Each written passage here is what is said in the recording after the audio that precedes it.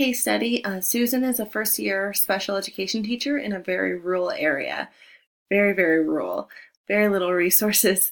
One of her students is having a really hard time in the general education classroom. The gen ed teacher is really fed up with the student's behavior.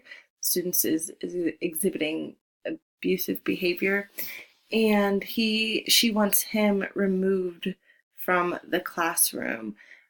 So Susan has to figure out an intervention plan and determine how she can help the student be successful. So here is what we know. We know that Susan is working in a very rural area with not a lot of resources. We know that there's very little support for Susan. There doesn't seem to be a principal. There's only a superintendent who travels to different schools. There's also like an assistant superintendent, but that assistant superintendent is also a teacher. So it just seems like there's very little support when it comes to like managing behaviors and figuring out what she's supposed to do, let alone she's a first-year teacher.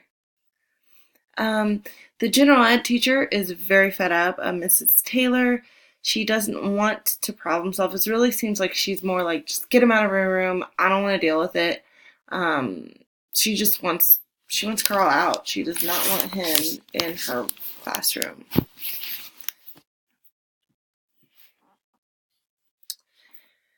We also know that Susan is inexperienced. As I mentioned before, she's a first-year teacher, and this is her first year dealing with any sort of thing in education, let alone like a severe problem. So she doesn't have any experience to draw from, and she doesn't have like a mentor to kind of help her out.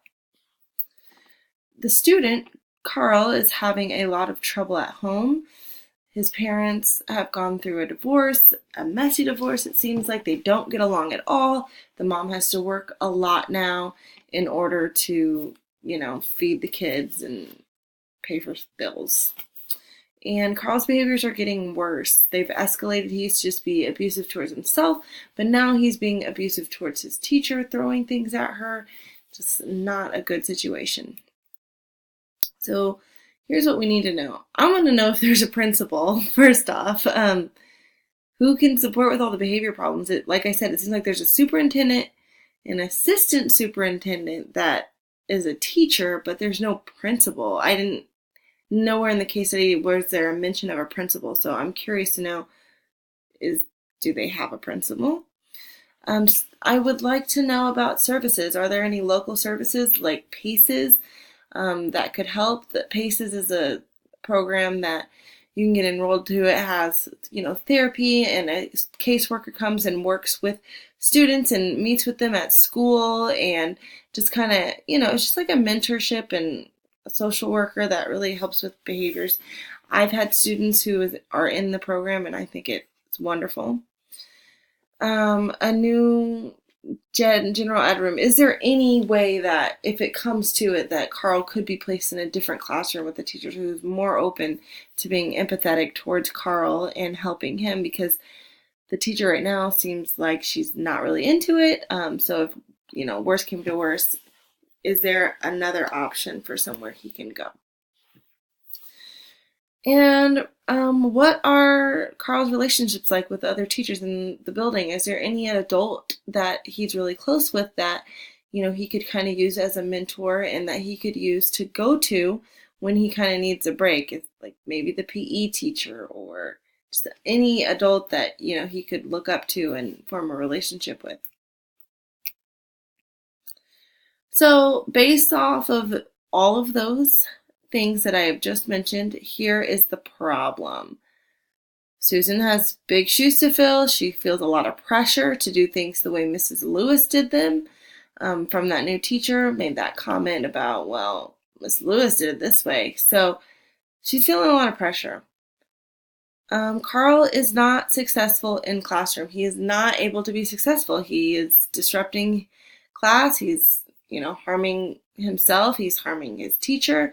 He's not successful at class right now. There's a lack of support because of the rural setting, and Susan does not have a mentor or anyone she can really go to, for help that's like in the building. And lastly, there have been poor past practices, meaning that problem kids were taken out of the room whenever they were disruptive, and they were placed in the resource room with a workbook, and nothing was really done to try to figure out, get to the root of the problem. They were just kind of brushed to the side, it seems like. So here is my plan of action. First off, observe Carl in the general education classroom. Figure out what makes him tick. Why is he exhibiting these aggressive, abusive behaviors? What is it that's triggering that? Is it something that another student is doing? Is it something that the teacher is saying? What is triggering his behavior? I would then create a place for Carl to go where he could calm down when he gets upset. So this could be in the room, in the classroom would be ideal. If not, then it could also be at another place in the school. So maybe it's the resource room, maybe it's another teacher's classroom that he feels comfortable with. But just a place that he can go to calm down when he feels that he's getting upset, a place where he can remove himself to, so that he's not being disruptive in class. I would have Carl meet with a school counselor to talk about his parents' divorce, because it seems like these issues started getting worse around the time of the divorce.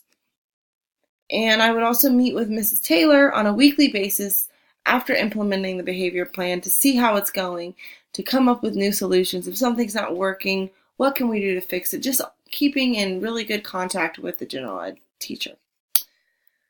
So, resolution. We need to get to know Carl, to learn about what he likes, use what he likes to interest him and to motivate him to make good choices. Collaboration. We need to collaborate with Mrs. Taylor to come up with strategies for teaching Carl in the classroom.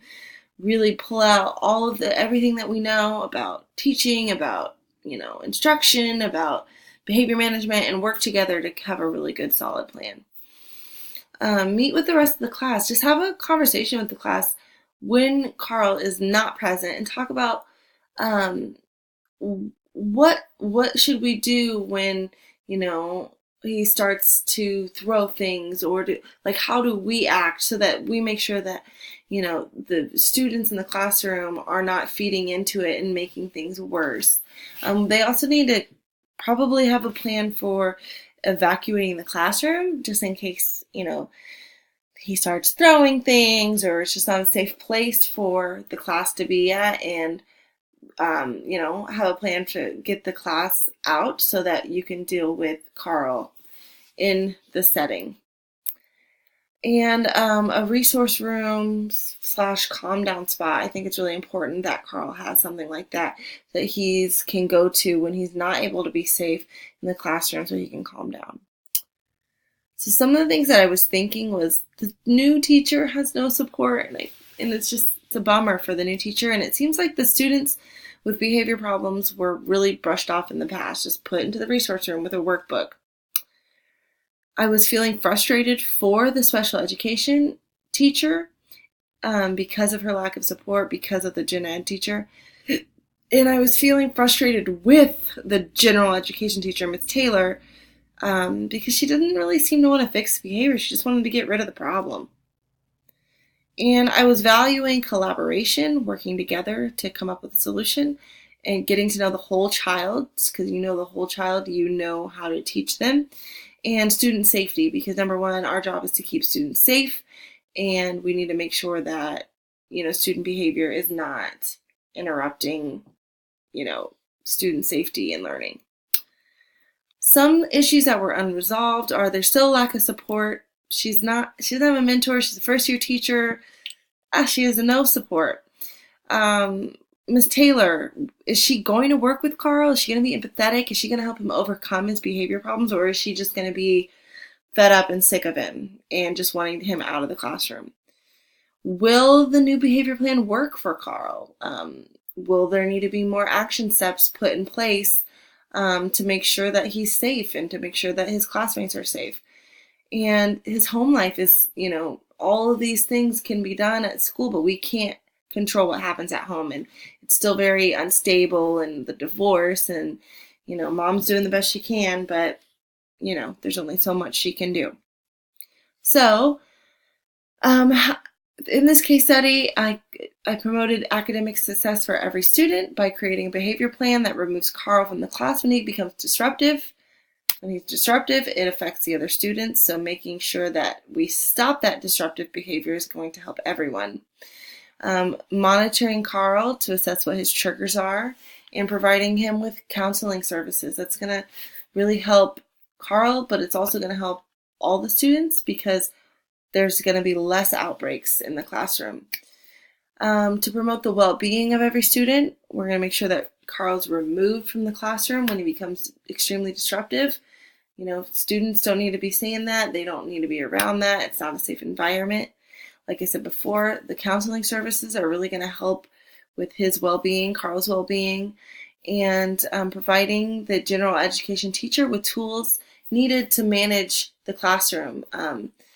Like I said, she kind of seems to have just get out of my classroom. She doesn't really know how to manage behavior, severe behavior. So working with her to, come up with some behavior management techniques. I'm going to enhance instructional capacity by making sure Carl is receiving instruction by following his IEP and behavior plan, by focusing on a safe learning environment where students can learn, and helping the teacher manage behaviors in the classroom so that instruction is meaningful.